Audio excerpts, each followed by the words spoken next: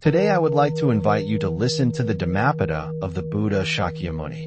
The 91st verse from the Buddhist scriptures on the mindful exert themselves. To no abode are they attached. Like swans that quit their pools, home after home, they abandon and go. When the Buddha spoke these words, he revealed the profound practice of renunciation and mindfulness as essential for liberation. The verse is a gentle reflection on the life of those who walk the path of the mindfully awakened, who neither cling to permanence nor are trapped by desire for worldly dwelling. The mindful, the Buddha explains, exert themselves in cultivating awareness, compassion, and understanding. They are diligent not for recognition, not for praise, nor for material gain, but for the quiet awakening of the heart.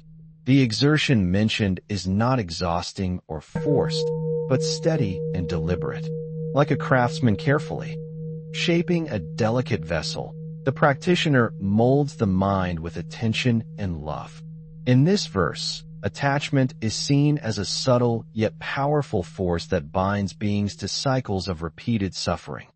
The wise do not allow themselves to be held by any abode, whether it is a physical home, a status, a relationship, or even a mental construct. They remain fluid, alert, and free. The analogy of the swans quitting their pools is particularly instructive. Just as swans depart from waters they have inhabited, moving freely from one to another, so too do the mindful traverse the world with detachment, observing conditions without clinging. Their journey is not a denial of life, but a liberation within it. They do not reject the world, but they no longer allow the world to claim them. Each home abandoned represents a subtle letting go of the known, the familiar, the habitual. Each step forward signifies freedom from the fear of loss and the attachment to permanence. The story accompanying this verse in the commentaries tells of a monk who wandered from village to village, seeking neither comfort nor fame. In each place, he was offered shelter and support. Yet he did not linger. His presence was serene and gentle. Those who met him felt inspired by his peaceful detachment. He spoke of the path of mindfulness, describing how the heart becomes lighter as it relinquishes ties, and the mind becomes clearer as it observes without grasping. Like the swan leaving the pool, the monk moved gracefully, not hurriedly, not desperately, but with an ease that came from inner stability. His exertion was in daily observation of the mind, in returning to awareness with each thought, each sensation, and each encounter. He trained diligently in generosity, ethical conduct, meditation, and insight. Each day, he observed the arising and passing of attachments, noticing subtle desires and releasing them without struggle. The Buddha used such stories to demonstrate that freedom is cultivated moment by moment, with patient effort. Just as the swan does not cling to one pool, the practitioner does not cling to any situation, condition, or identity. This does not mean abandonment of compassion or responsibility. On the contrary, it means engaging with the world with clarity and kindness, but without being ensnared by craving, pride, or fear. The verse is a reflection of the universal journey of renunciation, not only of physical spaces, but of the mental patterns that bind beings. To no abode are they attached, which is to say that their home is not a place, but a state of mind. Their dwelling is awareness itself, their companion is understanding, and their guide is compassion. In this, the Buddha reveals the heart of the spiritual path. Mindful exertion leads to freedom. Freedom is not granted externally, nor is it a reward to be claimed. It arises naturally when the mind ceases to cling, when the heart ceases to grasp, and when the practitioner moves through life with clarity and gentleness. The swan's flight is effortless yet purposeful. It does not resist the wind. It does not cling to the waters it leaves behind. So too the mindful move through life with insight and presence, aware of the impermanence of all things, yet fully embracing each moment as it arises. In this teaching, the Buddha encourages us to observe our own attachments, to notice the abodes we have built around ourselves, whether of thought, habit, or identity, and to consider how we might let go without fear. Each breath becomes a reminder of freedom, each step a gesture of liberation, and each observation a reflection of the mind's natural clarity.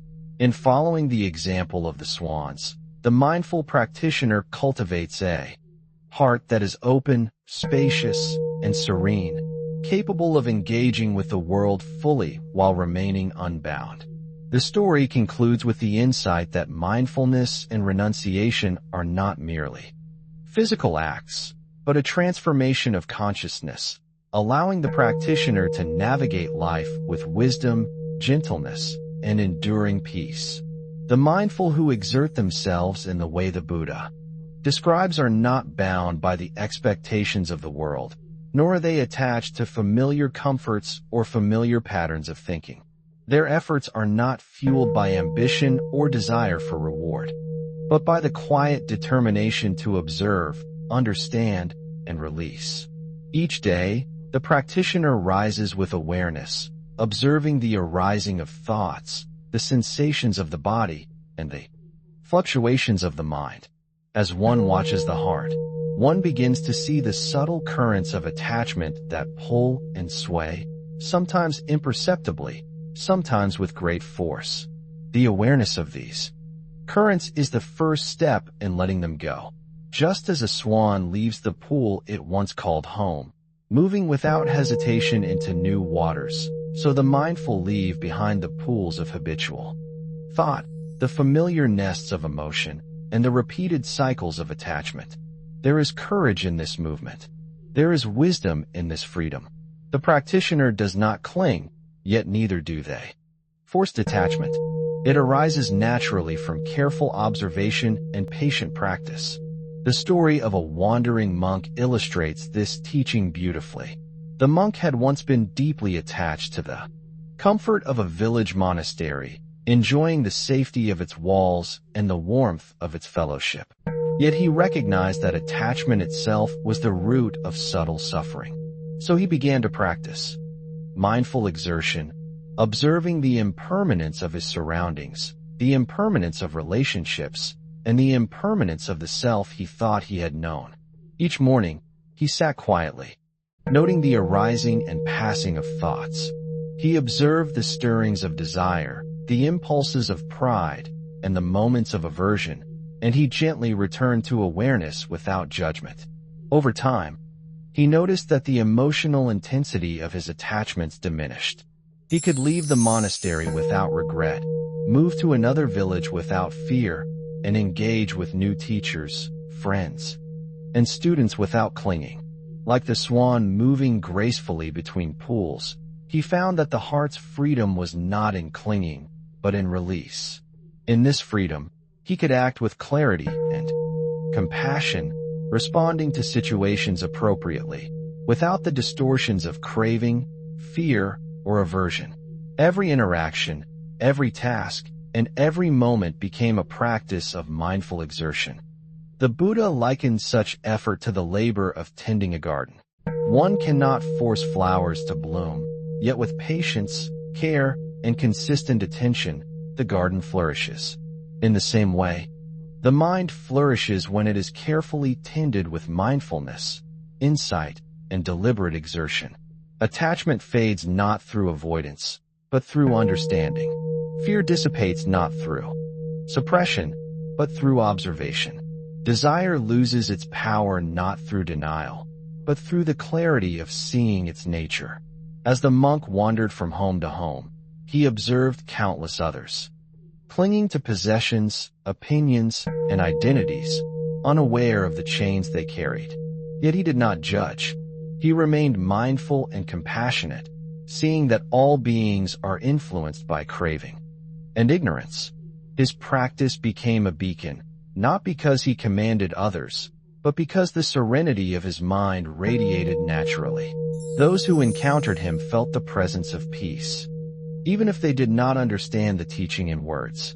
In the life of the practitioner, this principle applies equally in daily tasks, relationships, and decisions. Even when faced with responsibilities, challenges, or the sufferings of life, one can cultivate mindful exertion by observing the mind's tendencies, noticing attachments, and gently releasing them. The world is not abandoned in detachment. Rather, it is engaged with clarity and freedom. Each home we leave behind, whether physical or mental, is a symbol of letting go. Each attachment relinquished is a step toward liberation. The mindful exertion the Buddha speaks of is not passive. It requires discipline, attention, and patience. One observes the arising of emotions, the pull of desire, the lure of familiar patterns, and returns again and again to awareness. The practice may be subtle, yet it transforms the mind profoundly. Gradually, the practitioner becomes like a swan who has learned to move through waters with effortless grace, leaving behind what is no longer needed while embracing the freedom of each new moment. The verse also emphasizes that attachment to any abode, any circumstance, any fixed notion, is a subtle source of suffering. Even the most comfortable surroundings, if clung to, create tension, anxiety, or disappointment. Recognizing this, the mindful cultivate detachment, not through renunciation of life itself, but through understanding the impermanence of all conditions. In this, each action becomes a reflection of clarity. Each breath becomes a reminder of freedom. Each observation becomes a practice in letting go. The story of the wandering monk shows us that freedom is not distant, mysterious, or reserved for only a few. It is available to all who practice diligently, patiently, and compassionately. The mind becomes a pool of calmness, untouched by the turbulence of clinging, and the heart expands in serene joy. The Buddha's teaching reminds us that the journey of mindful exertion is continuous, moment to moment, breath to breath. The release of attachment is not achieved once and for all, but deepens with each practice, each observation, each compassionate action. Over time, the mind's clarity increases, the heart's freedom grows, and one experiences the profound serenity that arises when the burdens of craving and attachment are lifted, like swans leaving one pool and moving to another with grace and ease. The practitioner flows naturally through life, free from the constraints of clinging, and fully present to the unfolding reality of each moment. This is the living teaching of the 91st verse. It calls us to mindful exertion, freedom from abodes, and graceful movement through the world without attachment. Through diligent practice, understanding, and compassion, we begin to embody the wisdom of the swans, embracing life fully while remaining unattached, and gradually cultivating a heart that is free, serene, and radiant with insight. The practice of mindful exertion, as the Buddha describes, is not merely a physical or external journey, but a subtle and profound inner transformation.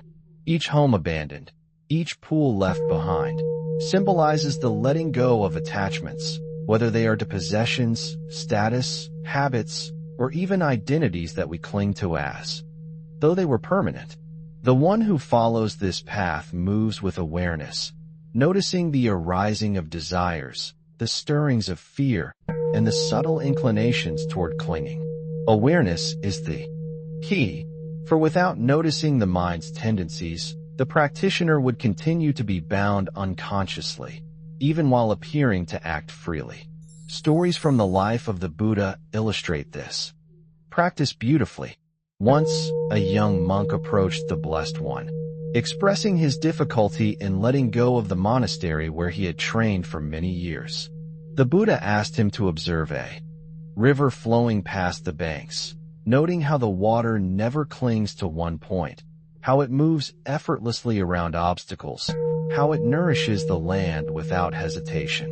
In this simple teaching, The monk understood that clinging to a fixed abode, whether a physical place or a mental state, binds the mind unnecessarily.